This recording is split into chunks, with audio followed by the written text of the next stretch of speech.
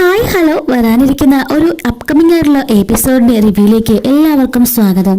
മുത്തശ്ശന് blood cancer ആണെന്ന് ആദർശ് തിരിച്ചറിയാണ്. ഇനി കുറച്ചാൾ കൂടിയേ മാത്രമേ മുത്തശ്ശൻ ഞങ്ങളുടെ കൂടെ ഉണ്ടാവുള്ളൂ. അതുകൊണ്ട് ഡോക്ടർ പറഞ്ഞ പോലെ അദ്ദേഹത്തിന് പൂർണ്ണമായ സന്തോഷം നൽകുകയാണെങ്കിൽ കുറച്ചുനാൾ കൂടി അദ്ദേഹത്തിന് പിടിച്ചു നിൽക്കാൻ സാധിക്കും. അദ്ദേഹത്തിന്റെ മനസ്സ് മാത്രം വിഷമിപ്പിക്കരുതെന്ന് ഡോക്ടർ പറഞ്ഞത് കൊണ്ട് തന്നെ ആദർശ് മനസ്സിൽ കരുതാണ്.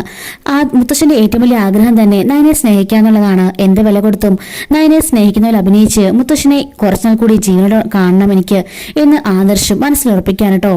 റൂമിലോട്ട് കയറിയതിനു ശേഷം നയനോട് പറയാണ്, എനിക്ക് നിന്റെ പ്രധാനപ്പെട്ട ഒരു കാര്യം പറയാനുണ്ട്, ആ ഡോറൊന്ന് ലോക്ക് ചെയ്യൂന്ന് പറയുന്നു. അങ്ങനെ നയന ഡോർ ലോക്ക് ചെയ്ത് അകത്തേക്ക് വരുമ്പോൾ ആദർശ് പറയാണ്, വേറൊന്നുമില്ല എനിക്ക് പറയാനുള്ളത്, അതായത് മുത്തശ്ശന് തീരെ സുഖമില്ല, അത് എന്താണെന്നുള്ളതുകൊണ്ട് ഞാൻ ഒരിക്കലും പറയില്ല, അത് ഞാൻ പറയില്ലെന്ന് തീരുമാനം എടുത്താണ്, അതുകൊണ്ട് എന്നോട് ചോദിക്കുകയും ചെയ്യില്ല. അതുകൊണ്ട് തന്നെ മുത്തശ്ശന് ഇനിയുള്ള കാലമെങ്കിലും കുറച്ച് സമാധാനം സന്തോഷം കൊടുക്കണം. മുത്തശ്ശനോട് ആവശ്യപ്പെട്ടിരിക്കുന്നത് നീയുമായിട്ട് നന്നായിട്ട് ജീവിക്കാൻ വേണ്ടിയിട്ടാണ് എന്ന് പറയാണ്. അപ്പം നയന ചോദിക്കുന്നു, കുറച്ചു നാൾ കൂടിയോ? ആദർശമായിട്ട് എന്താ പറഞ്ഞു വരുന്നേ? മുത്തശ്ശനപ്പൊ എന്താ പ്രശ്നമെന്ന് ചോദിക്കുകയാണ്. പറഞ്ഞ മുത്തശ്ശനെ പ്രശ്നമൊന്നും ഞാൻ പറഞ്ഞല്ലോ, ഞാൻ എന്നോടൊന്നും ചോദിക്കരുത്, ഞാൻ പറഞ്ഞ മാത്രം കേട്ടാൽ മതി എന്ന് പറയാണ്. അപ്പൊ നയനെ പറഞ്ഞു, ഓക്കെ ഞാൻ കേട്ടോളാം, നിങ്ങൾ എന്ത് ഞാൻ ചെയ്യേണ്ടതെന്ന് പറഞ്ഞാൽ മതി, എന്റെ മുത്തശ്ശന് സന്തോഷം കിട്ടുന്ന കാര്യമാണെന്നുണ്ടെങ്കിൽ ഞാൻ എന്തും ചെയ്യാൻ തയ്യാറാണെന്ന് പറയുന്നു. ആദർശ് പറയാണ്, ഇനി തൊട്ട് നമ്മൾ എല്ലാവരും മുമ്പിൽ അഭിനയിക്കാൻ പോവാണെന്ന് പറയുമ്പോൾ നയന ചോദിക്കുകയാണ്, എന്ത് അഭിനയിക്കാൻ എന്ന് ചോദിക്കുന്നു.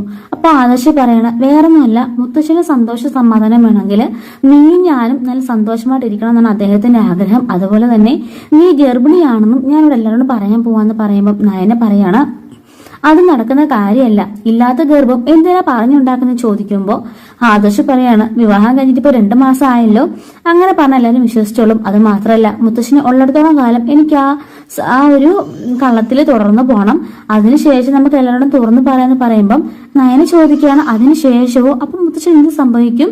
എന്താ ആദർശം പറഞ്ഞു വരുന്നതെന്ന് ചോദിക്കുകയാണ്. അത് ഞാൻ പറഞ്ഞല്ലോ, ഞാൻ നിന്റേത് പറയില്ല, അതുകൊണ്ട് ദയവ് ചെയ്തൊന്നും ചോദിക്കുകയും ചെയ്യരുത്, ഞാൻ പറയുന്ന പോലെ അഭിനയിക്കാൻ തയ്യാറാണെന്ന് ചോദിക്കുമ്പോൾ നയന തയ്യാറാണെന്ന് പറയുന്നു.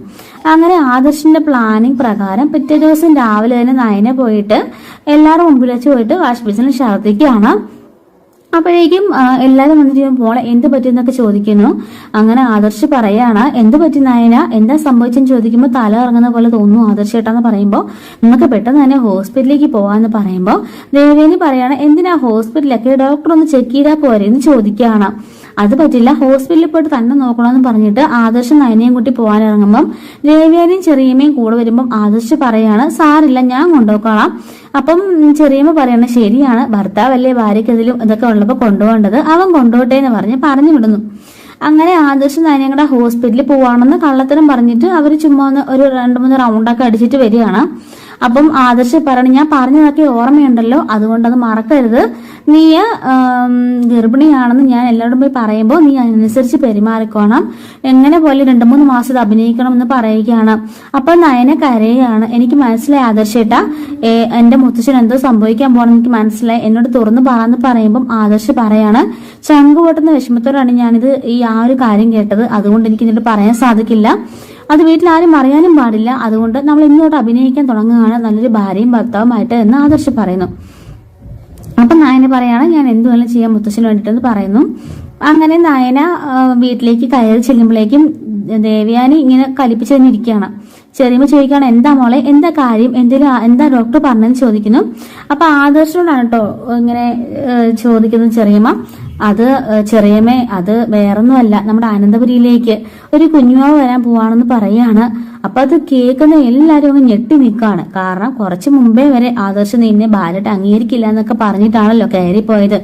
ആ സെക്കൻഡിൽ തന്നെ നയന ഗർഭിണിയാണെന്ന് ആദർശിന്റെ വായിൽ നിന്ന് കേൾക്കുമ്പോൾ എല്ലാവരും ഒന്ന് ഞെട്ടലോടെ നിൽക്കുകയാണ്.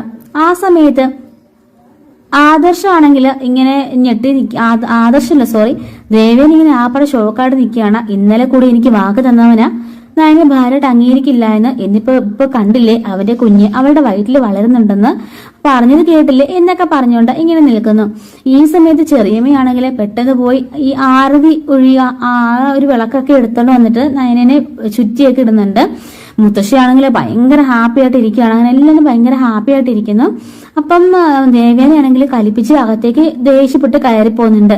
ജലജയാണെങ്കിലും ഇത്രയും കാലം ഇവളെ എങ്ങനെ ഇവിടുന്ന് ഇറക്കാൻ ഓർത്തായിരുന്നു, ഇപ്പതാ വന്നവളും നിന്നവളും എല്ലാം ഗർഭിണി, ഇനി ഇവളുമാര് എങ്ങനെ പറഞ്ഞുവിടുമെന്ന് ആലോചിച്ച് ജലജയും അവിടെ നിൽക്കുന്നുണ്ട്. ഈ സമയത്ത് നവ്യ ആലോചിക്കുകയാണ്, ഈശ്വര, ഞാൻ പറഞ്ഞത് കള്ളഗർഭമാണെങ്കിൽ ദാ ഇവക്ക് ഇപ്പൊ ഇവിടെ സത്യമായിട്ട് സംഭവിച്ചല്ലോ. എല്ലാ കാര്യത്തിലും അധികാരം അവളുടെ കയ്യിൽ തന്നെ വരുമല്ലോ. മൂത്ത ആദ്യമായിട്ട് ഗർഭിണിയാകുകയും ആദ്യമായിട്ട് പ്രസവിക്കുകയും ചെയ്യുന്ന കുഞ്ഞിനും അവക്കുമാണല്ലോ ഇവിടെ വാല്യൂ ഉള്ളത് എന്നൊക്കെ ഓർത്ത് നവ്യ ആകെപ്പാട് തലപുകഞ്ഞ് നിൽക്കുകയാണ്. അബി ആണെങ്കിൽ പോലും ഇന്ന് വേണ്ടായിരുന്നു എന്നൊരു ചിന്താഗതിയിൽ അബി ഇങ്ങനെ നിൽക്കുകയാണ്. ഈ സമയത്ത് ആനിയാണെങ്കിലോ ഏടത്തി കൺഗ്രാജുലേഷൻസുമായിട്ട് ഓടി വന്ന് നയയുടെ കയ്യിലേക്ക് പിടിച്ച് വട്ടം കറക്കുകയാണ്. അപ്പോഴേക്കും ചെറിയമ്മ വന്നിട്ട് അനിക്കിട്ട് അടി കൊടുത്തിട്ട്, നീ എന്താ കാണിക്കുന്നേ? അവള് ഗർഭിണിയായോ കൊട്ടിയല്ലേ, അതുകൊണ്ട് അവളെ എങ്ങനെയൊന്നും കറക്കാനൊന്നും പാടില്ല, ഇനി അതുപോലെ സൂക്ഷിക്കണം. മോളെ ഇനി കിച്ചണിലൊന്നും ഒരു പണയം ചെയ്യണ്ട, ഈ ചെറിയമ്മ ചെയ്തോളാം കേട്ടോ എന്നൊക്കെ പറഞ്ഞിട്ട് നയനെ അകത്തേക്ക് കൊണ്ടുപോകുമ്പോൾ ദേവ്യാനിക്കാണെങ്കിൽ ദേഷ്യം സഹിക്കാൻ പറ്റുന്നില്ല കേട്ടോ. ദേവ്യാനി ഒന്നും മിണ്ടാതെ റൂമിലേക്ക് പോയായിരുന്നല്ലോ. അപ്പോൾ ആദർശ് പുറകെ ചെല്ലുകയാണ്. ദേവ്യാനി പറഞ്ഞു, വേണ്ട, എന്നോടൊന്നും മിണ്ടണ്ട. നീ എന്താ എന്നോട് പറഞ്ഞത്? നിനക്ക് അവളോട് യാതൊരു ബന്ധവുമില്ല, നിനക്ക് അവൾ ഇഷ്ടമില്ല എന്നല്ലേ? എന്നിട്ടിപ്പോ എന്താ സംഭവിച്ചത്? നിന്റെ കുഞ്ഞല്ലേ അവളുടെ വയറ്റിൽ വളരുന്നേ? അത് എല്ലാവരുടെ മുമ്പിൽ തുറന്നു പറഞ്ഞു നീ തന്നെയല്ലേ എന്ന് ദേവയാനി ചോദിക്കുകയാണ്.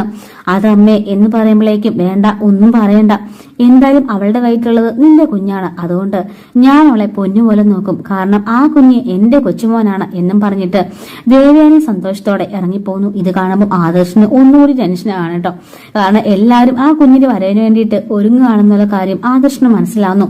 താമസിയാതെ മുത്തശ്ശി എന്നിട്ട് ഈ വാർത്ത മുത്തശ്ശനോട് പറയുകയാണ് കേട്ടോ.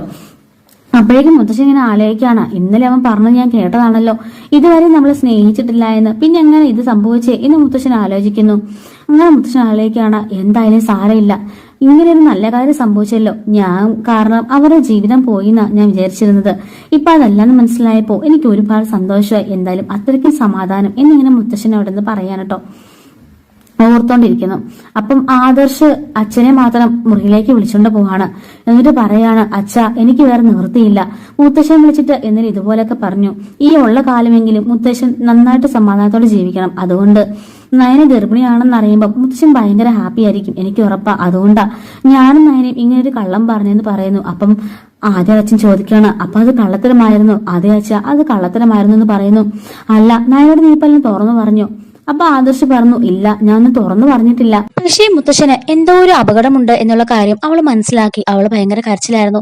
അതുകൊണ്ട് തന്നെ ആ കാര്യം അവൾ അറിഞ്ഞാല് അവൾ ആകെപ്പാടെ സീനാക്കുമെന്ന് എനിക്ക് തോന്നി. അതുകൊണ്ട് അവളോട് പറഞ്ഞില്ല. എങ്കിലും അവൾ എന്റെ നാടകത്തിന് കൂട്ടുനിൽക്കാമെന്ന് സമ്മതിച്ചു. അപ്പം അച്ഛൻ പറയാണ്, നീ അവളോട് പറയണ്ട, കാരണം ആ പാവംകുട്ടിയുടെ മനസ്സില്, പെൺകുട്ടിയുടെ മനസ്സിൽ അത് താങ്ങാനാവില്ല, അവൾക്ക് അത്രത്തോളം മുത്തശ്ശനെ ഭയങ്കര ഇഷ്ടമാണ് എന്ന് പറയുന്നു. അതെ എന്ന് ആദർശം പറയാനോ. രാവിലെ തന്നെ നാളത്തെ എപ്പിസോഡ് റിവ്യൂ നമ്മുടെ ചാനൽ അപ്ലോഡ് ചെയ്യുന്നതായിരിക്കും. അതുപോലെ തന്നെ വൈകിട്ട് ക്ലിയർ ആയിട്ട് കംപ്ലീറ്റ് സ്ക്രീൻഷോട്ട് വെച്ച് അപ്ലോഡ് ചെയ്യുന്നതായിരിക്കും കേട്ടോ. അതുപോലെ തന്നെ എല്ലാ ദിവസവും വരാനിരിക്കുന്ന എപ്പിസോഡ്സിന് റിവ്യൂസ് നമ്മൾ അപ്ലോഡ് ചെയ്യുന്നുണ്ട്.